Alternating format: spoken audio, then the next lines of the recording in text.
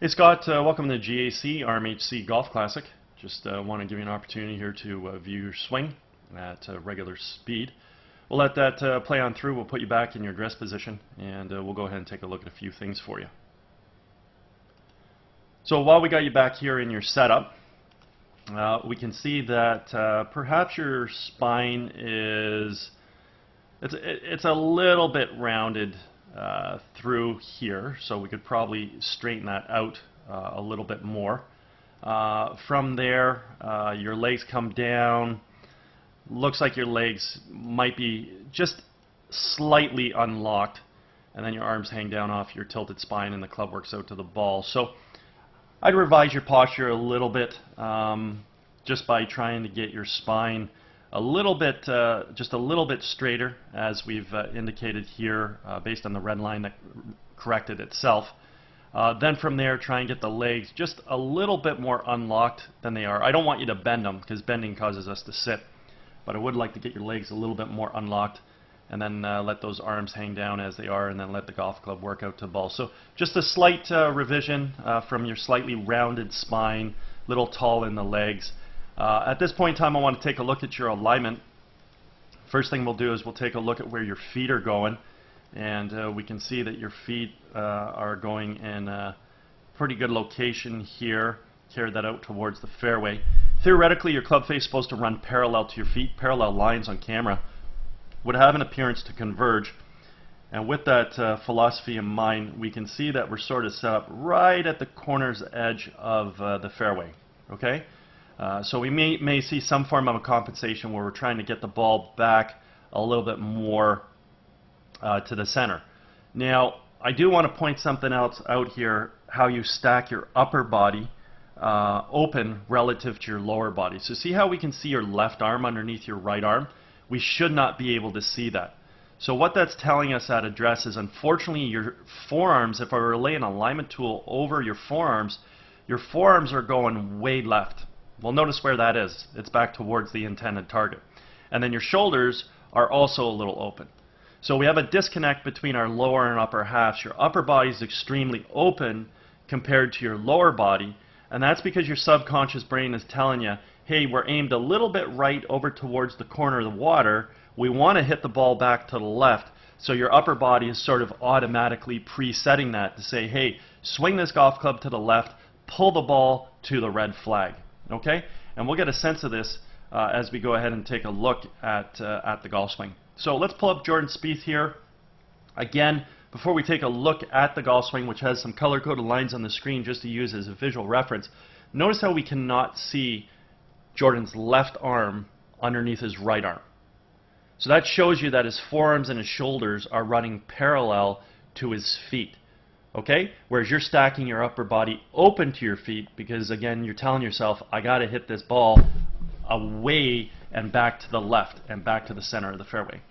So let's go ahead and take a look at the golf swing. We can see with Jordan, we initiate the backswing by creating good shoulder rotation, bringing the arms and hands back as well as the golf club. And we want to see the golf club come back directly along the red line on plane. The other thing we want to see early on in the golf swing here is we wanted to see the club head currently positioned below and in front of our hands to being above and behind our hands. And that's done through creating wrist hinge. Very important move in the golf swing. From here, we're now going to work the golf club from red up towards the blue-yellow V zone. When we finally set the club at the top, we either want to have the left arm situated with the club on the yellow line, somewhere in between the blue-yellow V zone, or physically up on blue, as we can see with Jordan Spieth. We also want to make sure we create full shoulder rotation, and we do this about a very stable right leg. Let's go ahead and watch you initiate your takeaway. Now, because you're set up open, the tendency for people who do this is that the hands, arms, and golf club will move outside of the swing plane to initiate the takeaway. So here we go, and you don't. So very nice move with your hands, arms, and shoulders. It's a really good looking backswing. And actually, if I can bring you back right to here, see where your shoulders and arms are now? So again, notice, wide open. Now the shoulders and arms right there are square. Well, this is actually where I want you at address. So now your shoulders and arms are running parallel to your hips, knees, and feet. But unfortunately, the golf club's already traveled back about 2 feet. So if we can learn at your address position to close your shoulders and arms quite aggressively at address, that'll square them up to the feet. Then all we need to do is we just need to rotate all of that alignment just a little bit to the left so we're running parallel left of the center of the fairway. Okay? But at this point in time, I'm very impressed with this backswing considering how open you were at address. Right now, you look perfect. Shoulders are turning, hands and arms are coming back. Golf club's on perfect plane right here. This looks brilliant, very nice. Hopefully we keep turning. Hopefully we get some wrist hinge into play. The club head gets above and behind the hands. Awesome. Beautiful, beautiful move. I mean, it really can't look any better. That's superb. Let's go right to the top here and let's see where you set the golf club now. So still looking good.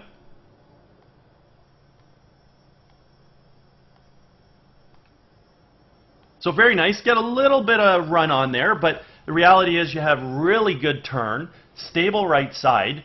You created this entire rotation off of your posture and the spinal axis we achieved at address. Your arms are still great geometry relative to your core, and the club's in great position relative to your arms. It's a really good looking backswing. Nice job. Let's go ahead and watch the transition back into the ball. Simply now want to take our weight from our right foot, move it to the left, fire the knees and the hips laterally to the target, unwind the core and fire the hands. And doing so, we need to make sure we're bringing the golf club from the blue, yellow V zone, wherever we set it, back down on top of red. And that's exactly what we see here with Jordan Spieth. We can see the golf club returning back to being on plane. At this point in time, we also want to observe the relationship between the lead form and the golf club. I refer to this as the backwards check mark. It simply means the club head right now is remaining above and behind his hands coming into the hitting zone. This is what's going to allow us to create a lot of power in the golf swing, aside from his ability to hit the ball straight due to the fact that the club had returned back to plane, which is a prime ingredient in order to produce straight golf shots. With your transition back into the ball, because you set up a little bit open with your shoulders and arms, and because you're aimed to the right, we're going to see your compensation here where we come over the top now likely. So there it is there, yeah, you're coming over the top. So you're coming down yellow out towards blue. So you're throwing the club virtually in front of you. Now, your athletic ability is basically stating here that, hey, I want to keep this club head above and behind my hands as long as I can for power. But what we can see is we're going to see that the club never returns back to plane. So go to the next frame. Club's going to fall a little further out in front. There it is there, yeah. Next frame, now it's out in front of your hands. So we just connect the dots. We can get a good visual as to exactly what that descending plane looked like, and the fact that that over-the-top move created quite a steep transition back into the ball. And this is going to cause you to attack the ball from outside to inside. But again, this is your compensation. You have to attack the ball from out to in to pull the ball back to the center of the fairway because we're aiming too far to the right.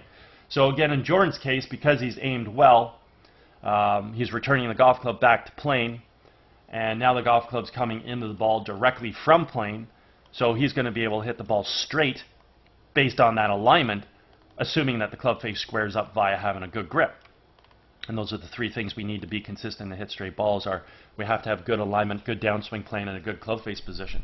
So at this point in time, knowing and seeing that the downswing planes are vastly different, let's just go ahead and take a look at the pass of the club. We can see with Jordan, his club is inside the ball, expanding out to make contact.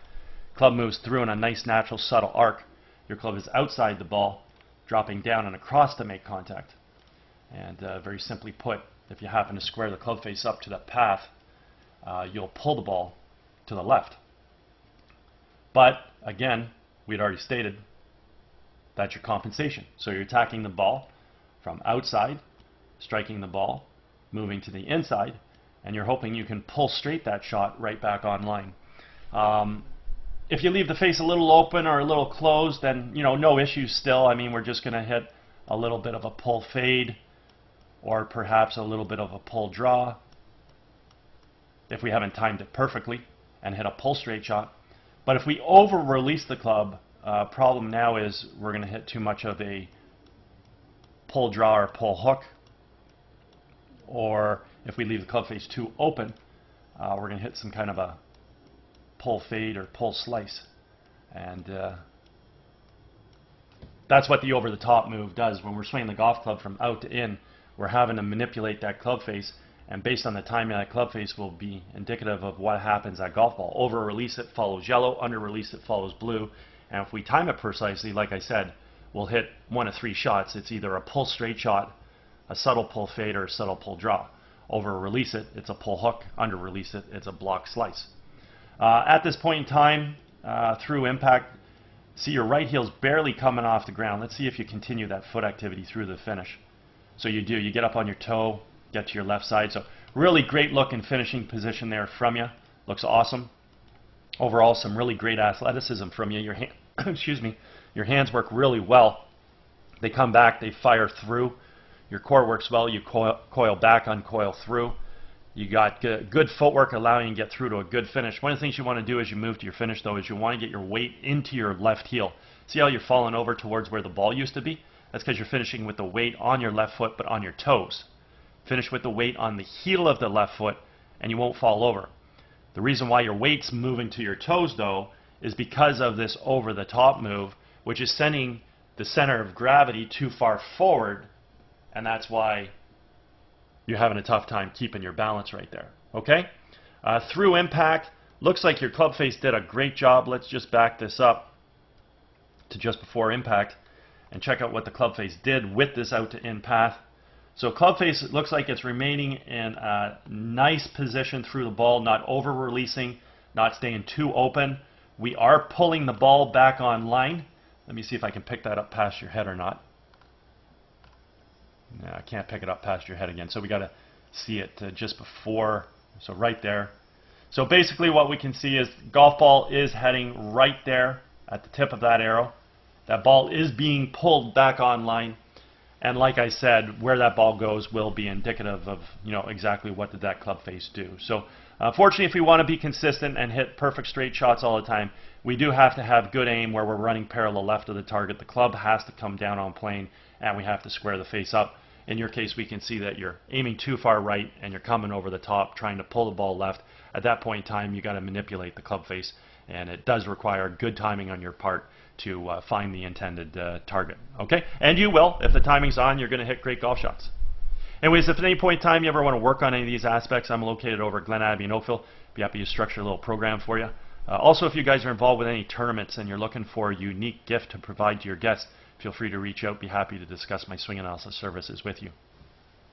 Anyways, hope you had a fabulous day, and hope you enjoyed getting the opportunity to see your swing on video. Take care.